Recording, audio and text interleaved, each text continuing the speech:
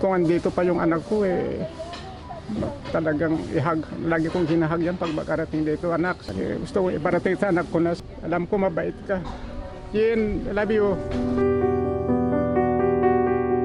Naghahanda ang pamilya Arumin sa kanilang pamamahay sa barangay New Clarin, Bansalan, Davao del Sur. Ngunit hindi isang kasiyahan ang kanilang pinaghahandaan. Darating na kasi ang bangkay ni Evangeline Arumin, ang physical education teacher na nadamay sa nangyaring pagsabog sa Mindanao State University, Marawi City Campus noong linggo habang idinadaos ang isang misa. Ngayon tumawag pala yung kapatid ko na hinahanap ako. Nung tumawag siya, sinagot ko, parang umiiyak. Sabi niya, Manong, si Jinjin ganito, parang siya ang natamaan. Nakausap ng brigada si Tatay Quintin Arumin, ama ni Evangeline. 31 taong nagtrabaho sa MSU Marawi at mangiyak-ngiyak nitong ibinahagi ang mga magagandang katangian ng anak. Ang naramdaman ko talaga, brother, is napakasakit ang pakiramdam ko. Hindi ko matanggap na namatay yung anak ko. Na ganun.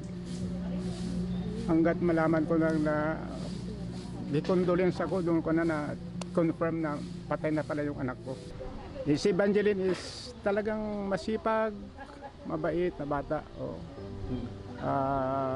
Smiling ngayon sa kanyang mga kahit sino Naging kwan pa yan siya, naging athlete pa siya, siyang varsity player, although maliit. Halos hindi umano sila makapaniwala sa natanggap nilang balita. Pinipigilan man ni Tatay Quintin ang kanyang pagluha ay hindi naman niya maikubli ang kanyang kalungkutan ng matanong ng team.